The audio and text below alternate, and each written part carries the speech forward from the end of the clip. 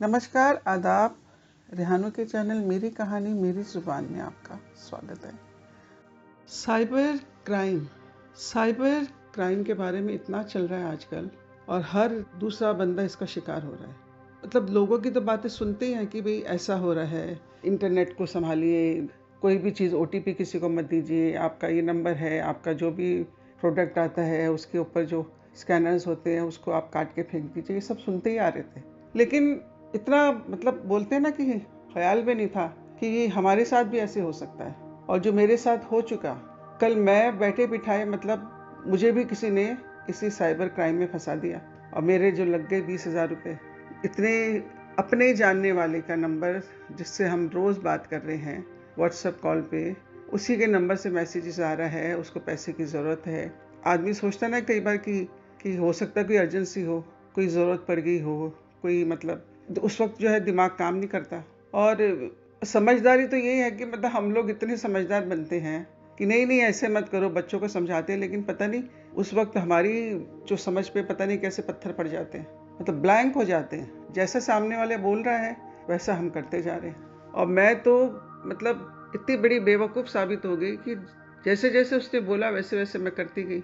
और मुझे ऐसे लग रहा है, एक बार शक भी हुआ कि कहीं ये गलत तो नहीं हो रहा, पर फिर वापस उसने अकाउंट नंबर दिए, स्कैनर दिया, सब कुछ दिया, आप इस पे कर दीजिए, आप इस पे ट्रांसफर, बोली इस पे नहीं हो रहा है, इस पे नहीं हो रहा है करके।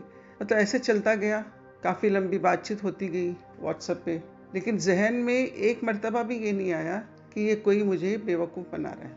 और मैं उसके हिसाब से जैसा वो बोलता गया वैसा मैसेज करता गया, वैसे करती गई। मतलब कोई इतना करीबी अपना जब होता है ना, उसके नंबर से फ़ोन आता है तो आप एक बार को, क्योंकि हुआ नहीं ना कभी हमारे साथ कि भाई ऐसा होता है साइबर स्कैम, हम कभी उससे गुजरे नहीं।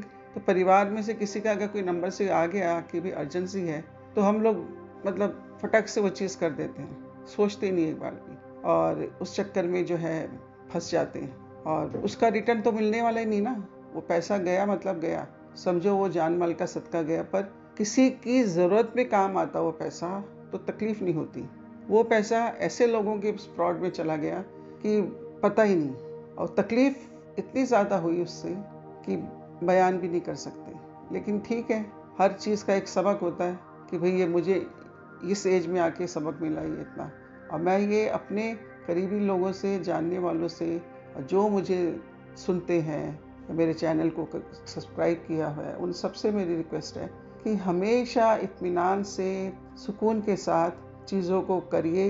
ज़रा सा भी 1% भी अगर डाउट आपको आता है तो उस चीज़ को वहीं रोक दीजिए, और फिर उसके बाद सामने वाले पर्सन से बात करिए, फिर आप वो करिए, या किसी और से घर में फैमिली से कंसल्ट करिए। तो एटलीस्ट कम से कम हम इतने बड़े उससे मुश्किल से तो बच जाएंगे।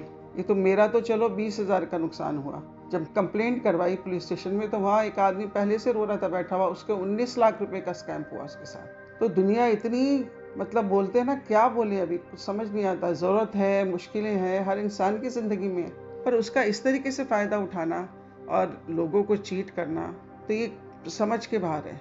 पर वाले से बस यही कर सकते हैं कि ऐसे लोगों को जो है अक्ल दे, या ऐसे लोगों को रास्ता तो दिखाए कम से कम। पैसे वाला भी फंसे तो भी तकलीफ़, गरीब फंसे तो भी तकलीफ़। बस यही आज का मेरा टॉपिक था साइबर क्राइम के बारे में, जिससे मैं कल झटका खा चुकी हूँ बहुत बड़ा। तो आप लोगों से यही रिक्वेस्ट है, संभल के चलिए, सोच समझ के कोई भी जो आपका सोशल मीडिया है उसको ऑपरेट कीजिए। अगले हफ्ते फिर आपसे मुलाकात होगी, तब तक के लिए रेहानू को इजाज़त दीजिए।